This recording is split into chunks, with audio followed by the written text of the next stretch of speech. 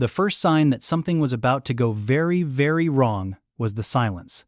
Not the peaceful kind. Not the calm, luxurious quiet you expect inside a polished UK hotel lobby. No, this was the kind of silence that falls when everyone in the room collectively realizes one person has no idea where they are or who they're dealing with. And that person was him. Welcome back to my channel. If you're new here, please subscribe, like my video, and turn on notifications so you don't miss our next update. An American tourist, fresh off a long-haul flight, rolling in like he owned the building. And within minutes, he was about to discover that this wasn't some reality show set in Las Vegas. This was the United Kingdom. And the UK does humiliation differently. It started subtly. He walked through the grand glass doors of the London hotel. Polished marble floors, understated decor, soft piano music drifting through the air. Staff moved with calm efficiency. Guests spoke in low, refined tones. Then the automatic doors closed behind him, and the volume changed.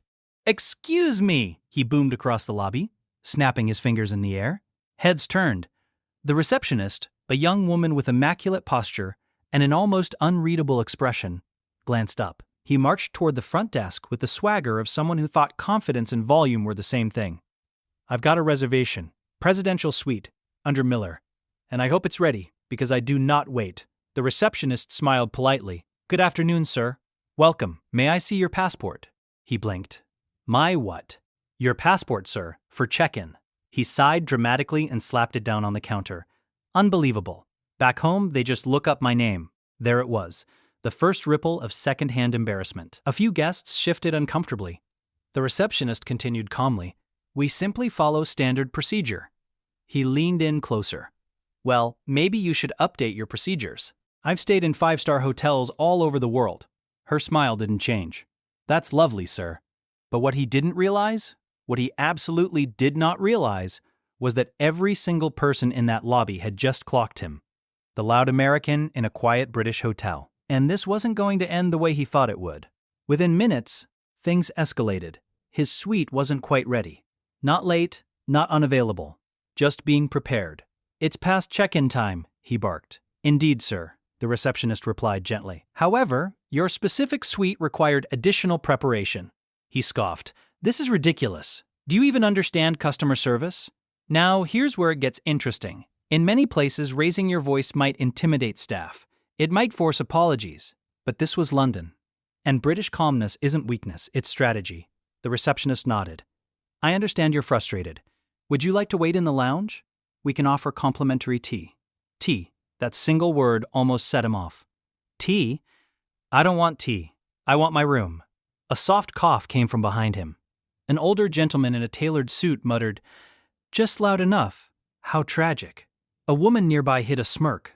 The social temperature in the room shifted. He was no longer the powerful presence. He was the spectacle. But what happened next shocked everyone. A bellhop approached quietly and informed him that his luggage would need to be weighed before being transported to the suite, a standard safety protocol for upper floors in historic buildings.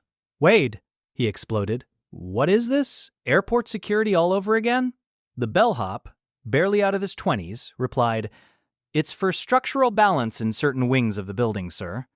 "Oh, please, that's the dumbest thing I've ever heard." Now the lobby was fully invested. Phones subtly tilted upward, not recording, just ready. And then came the turning point. The hotel manager appeared. Not rushing, not flustered, just walking with slow, controlled confidence. He was older, impeccably dressed, voice smooth as polished oak. "Good afternoon. I'm the general manager. I understand there's been a concern."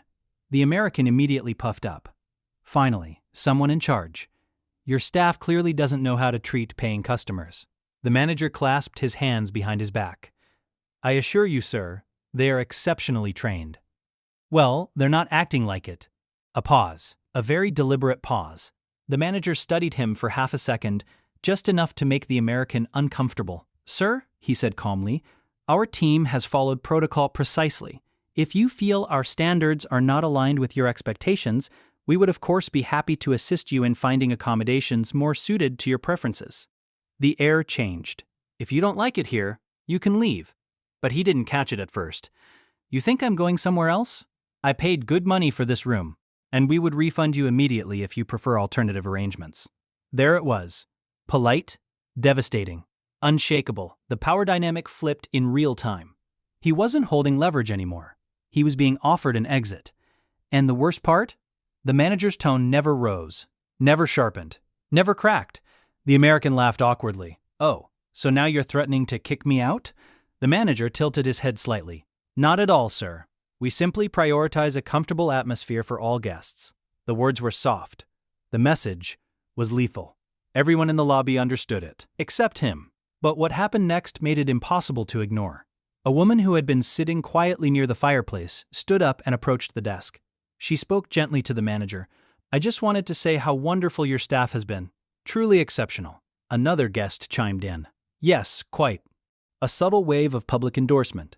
This wasn't shouting. This wasn't confrontation. It was social isolation. And suddenly, he wasn't the dominant presence. He was the outsider. His face shifted, confusion, then irritation, then the faintest flicker of realization. He tried one last push. "I just expect efficiency." "And you shall have it," the manager replied. "Your suite will be ready in 12 minutes. We've expedited final inspection." 12 minutes, all that noise, all that drama. For 12 minutes, the manager then added, "In the meantime, your luggage will be stored securely, as per policy." There was no room left to fight. No dramatic showdown, no explosive argument, just a calm, unmovable wall of British professionalism. And here's the part that truly humbled him. When the suite was finally ready, the manager personally escorted him upstairs. The door opened to reveal a breathtaking view of the London skyline.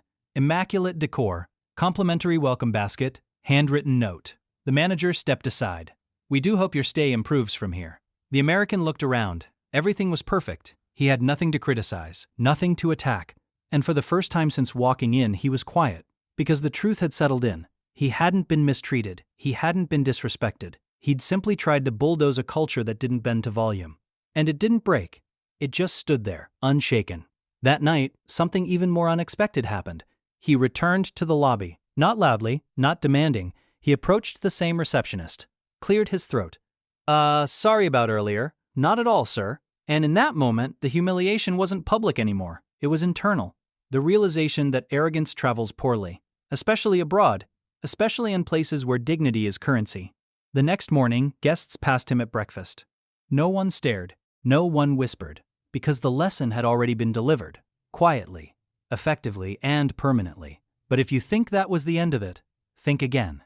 Because as he checked out 3 days later, he left something behind, not luggage, but a glowing 5-star review praising the staff's unmatched professionalism. And buried inside it was one line that said everything: different culture. Learn something. Sometimes karma isn't loud. Sometimes it doesn't shout back. Sometimes it simply stands still and lets you exhaust yourself against it. And if you've ever seen someone try to bully their way through a place they don't understand, you already know how that story ends. But what happened to him on his next trip? Let's just say that's a story for another time. 2 weeks later, he landed in Manchester. Same confidence, same rolling suitcase, same belief that the world adjusted to him. But something had changed, even if he didn't realize it yet.